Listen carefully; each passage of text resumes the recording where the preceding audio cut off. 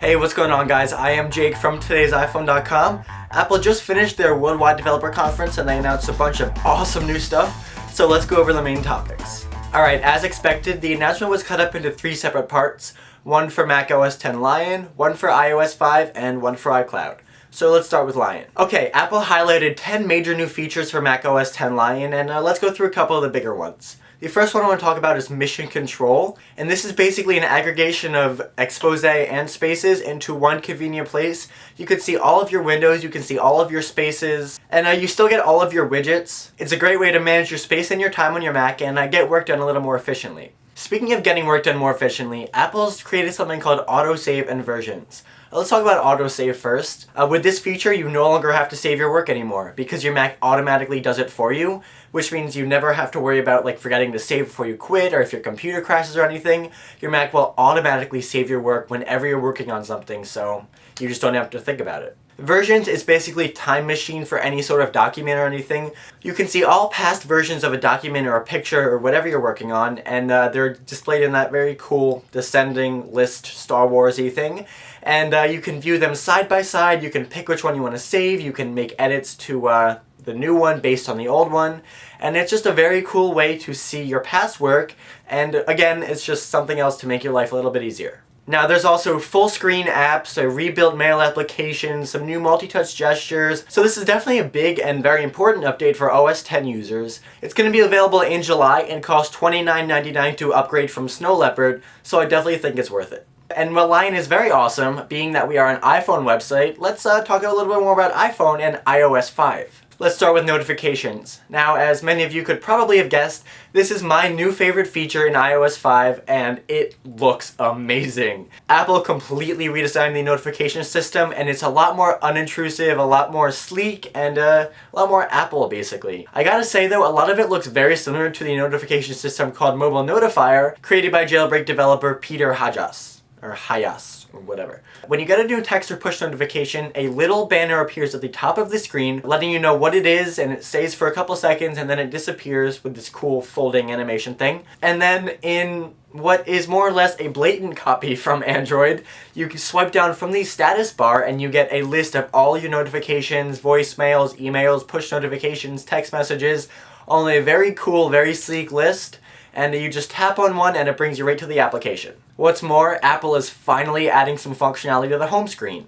Now when you get a notification or email or push notification or whatever, you get a little message right under the clock on the lock screen, and all you have to do to open that notification is slide the icon for said application, and you've taken right to that notification as opposed to taking the home screen and then having to find the notification yourself. Also in the notification center, you can activate the current weather and a stocks ticker. Alright, I am getting way too excited over this, so let's move on. In the spirit of the new notifications, I want to tell you guys about something called iMessage. Now in short terms, this is BBM for iOS devices. It's direct messaging from an iOS to an iOS device. Now this is really significant because it doesn't just work on iPhones, it works on iPhones, iPads, and iPod Touches over Wi-Fi and 3G. It's built right into the messaging app, and you can send text, photos, videos, contacts, and locations. You can do group messaging, you can see when someone's typing, you can see when someone's received your message, you can see when someone's read your message, and one of the perks of having it be on all iOS devices is you can start a conversation on your iPhone and pick it up on your iPad or your iPod Touch. Moving on, Apple introduced something new called Newsstand. Now this is digital subscriptions done right. Newsstand is a folder on your home screen, and in my opinion, it's the closest thing to a widget that we're going to see on an iOS device. Now this thing looks like a cross between a folder and the bookcase from iBooks. You tap on it and the folder expands and reveals all of your magazine and newspaper subscriptions right there on the home screen. What's more, every time there's a new edition of something you're subscribed to, the application automatically updates it within the folder, including the latest cover of the magazine, and you can click and read on it right away. It's delivered easily and in the background. As the Apple website says, it's basically like getting the newspaper at your front door every morning, only better. Next is something called Reminders. Now this is basically a smart to-do list for your iOS devices. You can create a to-do list and then set your iPhone or your iPod or your iPad to remind you to do something based on a time or a location. Now this means like if you have to buy milk at the grocery store, you can set your iPhone to remind you to buy milk when it senses that you're at the grocery store. What's more, Reminders is compatible with iCal, Outlook, and iCloud, so it syncs over all of your iOS devices and your Mac. Alright, moving on. As you know, we've been talking about Twitter integration in iOS 5 for a while now, and it looks like that rumor did pan out. All you have to do is sign into Twitter through the Settings app on your iOS device, and then you can send pictures directly to Twitter from the Photos application, but that's not all. You can also tweet things from Safari, from YouTube, and from the Maps application, and your contacts are integrated with Twitter in that you can start typing a contact name in a Twitter, and iOS 5 automatically switches it to an @ reply. Okay, next I want to talk about the camera and the Photos applications.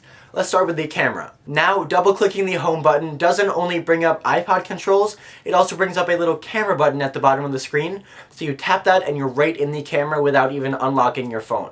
They've also added a number of options to the camera application, including pinch to zoom, single tap focus, and auto exposure lock. And now you can use the volume button as a shutter button, which is awesome. What's more, if you have photo stream enabled, iCloud will automatically sync any picture you take on your iPhone or iPod to all of your iOS devices and your Mac or PC. Speaking of photos, Apple's added a lot of awesome new features to the Photos application. You can now crop pictures, rotate them, enhance them, or remove red eye right in the application.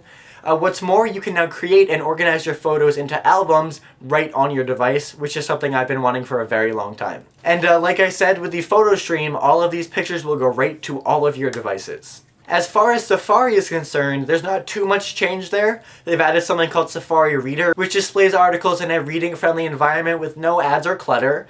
And they've also added tabbed browsing, which is really, really cool and really useful. One of the best new features, in my opinion, is the fact that you no longer need a computer at all for your iOS device. Right out of the box, instead of being prompted to connect to iTunes, you can just set your device up right there on the device.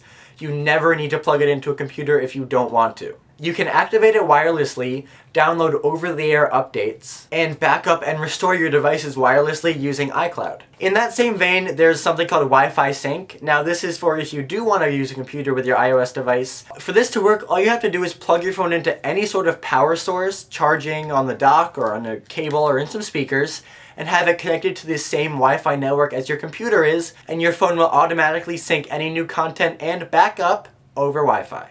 Now obviously that is barely scraping the surface of the over 200 new features in iOS 5. Some of the other ones include the multitasking gestures for iPad that we saw in the past are now standard on iPads, as well as new Game Center support, AirPlay mirroring for iPad 2, and a ton of other new things. It's going to be available in the fall, but the developer beta is available today, so if you have a developer account, definitely go download it and let us know in the comments what you think.